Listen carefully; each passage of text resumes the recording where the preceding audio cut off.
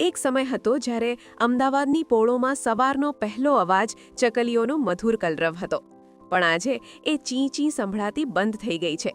પહેલાંના ઘરોમાં નાના છિદ્રો અને છાજલીઓ હતી જ્યાં ચકલીઓ સુરક્ષિત માળો બાંધી શકતી, પણ આજના આધુનિક બાંધકામોએ આ માસૂમ પક્ષીઓનું ઘર છીનવી લીધું છે.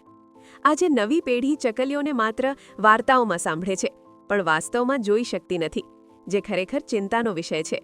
નિષ્ણાતોના મતે ઝડપી શહેરીકરણ, ઘટતી હરિયાળી અને મોબાઈલ ટાવરના રેડિયેશને ચકલીઓને લુપ્ત થવાને આરે ધકેલી દીધી છે.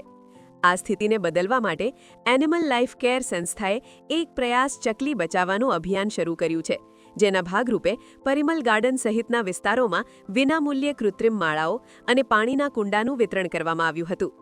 ચકલી બચાવવી એ કોઈ અઘરું કામ નથી. જો દરેક અમદાવાદી પોતાના ઘરની બહાર માત્ર એક નાનો માળો તે બખોલ લગાવે અને પાણીની વ્યવસ્થા કરે, તો આ પક્ષીઓ ફરી આપણા આંગણે પાછા ફરી શકે છે. આવો આજે આ વિશ્વ ચકલી દિવસ પર એક સંકલ્પ લઈએ કે આ માસૂમ પક્ષીનું ઘર આપણે ફરી વસાવીશું અને શહેરના ઘોંઘાટમાં ફરી એ મધુર કલરવને જીવંત કરીશું.